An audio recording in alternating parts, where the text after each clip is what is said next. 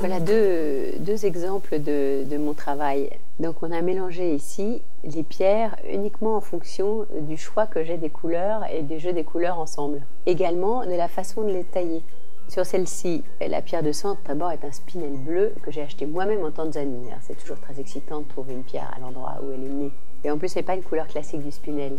Le spinel, c'est une pierre qui est généralement rouge. On s'est mis à appeler ça rubis balai, mais le plus beau rubis, c'était en fait un spinel. Donc là, mon spinel, qui a cette couleur bleu natier lavande que j'adore, je l'ai entouré de labradorite blanche. C'est une pierre que dans le monde entier, on appelle Rainbow Moonstone. Et vous voyez, ça a effectivement cet effet lunaire avec cet éclat bleu qui danse dans la pierre un peu blanchâtre. Et puis, j'ai associé les cordiérites. Dans le monde entier, on appelle ça iolite. Il y a beaucoup de gens qui connaissent la iolite et pas la cordiérite, qui est une pierre également avec un ton de rose à l'intérieur.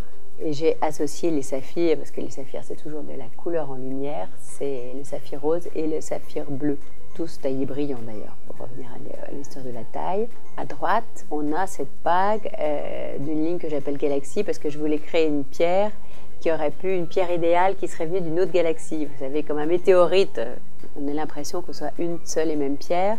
Là, j'ai utilisé tout le système de taille avec l'effet suifé. Comme ça, les matières se côtoient, on rentre vraiment dans la matière.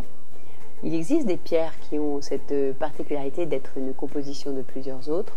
Et là, on a de nouveau des améthystes très pâles, rose de France, des cordiérites, des dzavorites et des saphirs. Et on voit bien le travail de suifé. On a même des dzavorites qui sont une culasse brillantée et la partie supérieure qui est suifée.